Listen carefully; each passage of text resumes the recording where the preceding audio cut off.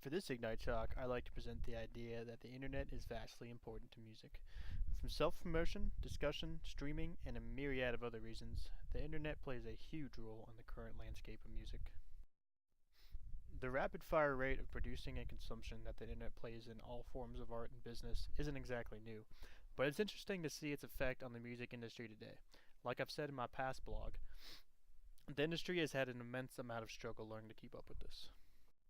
From early issues of legal downloading, such as the infamous Napster fiasco of the late 90s and early 2000s, to current disputes over music streaming services and the related royalties that are due to artists and labels, the internet still seems to be raising more questions than it's answering.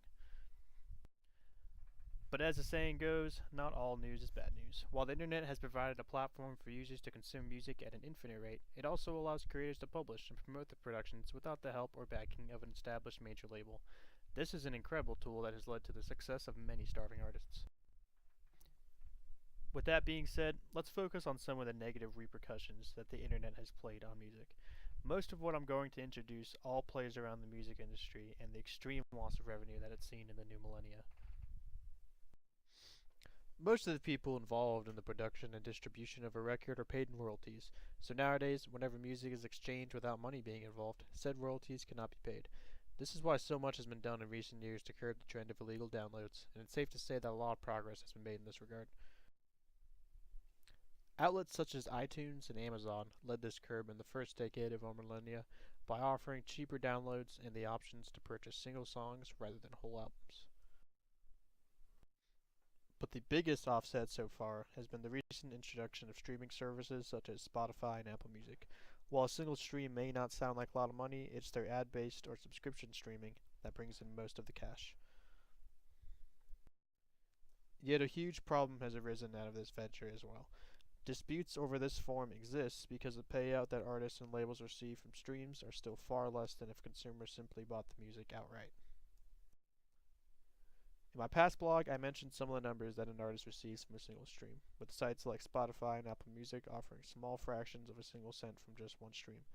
Issues like this would take a lot of research and time to come up with a better solution, and as a result, they are far from being resolved.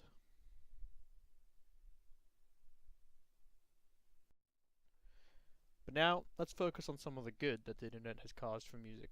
While major labels and big industry fiends are struggling to keep up with the internet, many artists are thriving as a direct result of many of the issues I brought up already. To put it simply, the internet allows every one of us to communicate instantly on a global scale. The result that this has had on independent music is intense saturation globally from artists of every new genre and niche. This, along with new technology, has allowed people to express their creativity through music in much more convenient ways in regards to recording and distribution. Even when we see artists not gain enough just on music sales alone, they usually end up making the bulk of their money on both live shows and merchandise. Proper marketing can also lead to advertisement revenue from their own ventures. Artists who are smart when it comes to paying attention to the curves and trends that the internet provides have found immense success. The rise of the hip hop genre of the mainstream that has taken place since the early 2000s is in full effect today, and the internet has a lot of responsibility to take for that as well. With the ease of producing a beat all on a computer, any rapper can simply get beats sent to them over the internet and put their own vocals over it at a studio or in the comfort of their own home. Perhaps some of the biggest hits of the past few years have all been made in multiple places across the country. Yet the ease of production and distribution comes at a cost for artists as well. The overly saturated music market right now means a whole lot of competition. Such a thing is why we see an insane amount of publicity stunts done by such artists. With attention being focused on their antics, their music also gains a lot of traction too.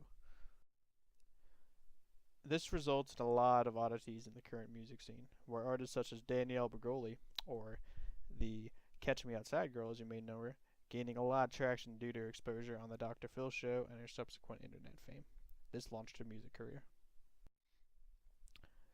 Besides all of that, I believe that the good outweighs the negatives here. At the end of the day, we still see artists who are going above and beyond get the recognition they deserve. The ability to share music so easily results in fan bases growing exponentially than ever before if the artist truly does deserve it. The internet has changed the face of music forever, and although media conglomerates and major labels are having a tough time keeping up, there is more power than ever in the hands of the consumer and the artist.